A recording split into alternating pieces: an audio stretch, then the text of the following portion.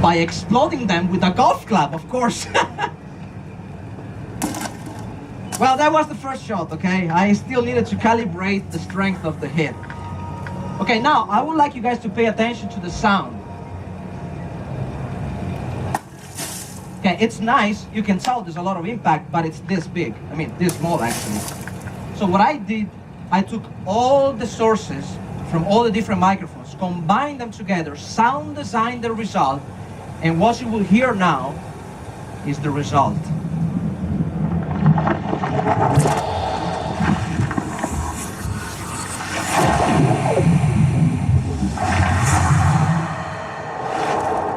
Now we're talking. Now that's a sound, all right? Okay, so that was the first session. The second session, I wanted to use milk because it's another form of liquid, but it's more dense than water, so it makes a different type of sound. So here, I was pouring milk inside this glass bowl, and actually you're hearing the camera sound. It's very normal, we can say, very unimpressive. But as you can notice, I have two microphones placed very close to the surface of the milk. Also, I was dropping barley and lentils inside the milk because during the sound signature, there's a moment when you see these particles freezing in time. So I needed to create these grains. And here, I mean, you don't hear nothing because that's actually the normal sound of milk. So I basically cranked up the settings on my API gear. So what you will hear now is the sound of the water balloons combined with the sound designed sounds of the milk.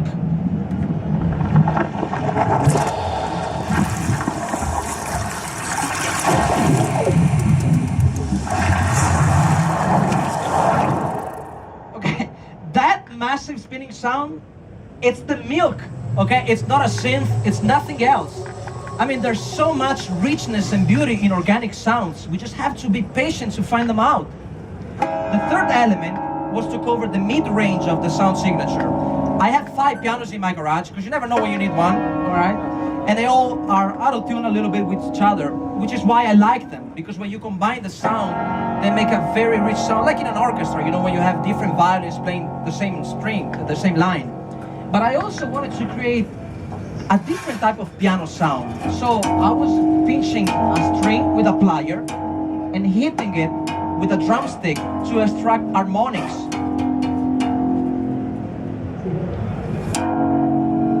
So you have the fundamental note and all these beautiful harmonics up there. Listen again.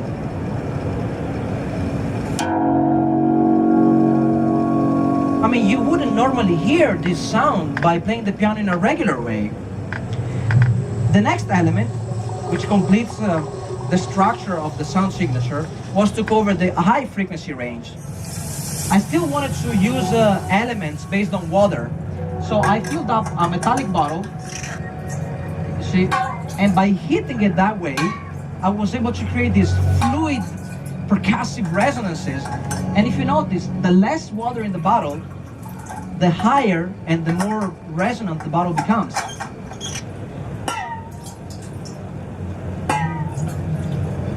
And then, you know, less water. And I combine all these elements together, of course. It was kind of hurting at the end, but it was worth, I'm telling you. The next instrument that I like to use for the sound signature is this tiny little instrument called glockenspiel. It's a beautiful instrument, I love it. But I didn't use it as a glockenspiel, I just used the sounds that I was generating from it, also by playing with chopsticks.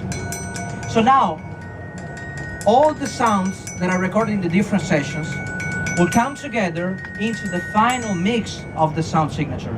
But I'm very happy to present it to you with the DTS Neo X 11.1 format.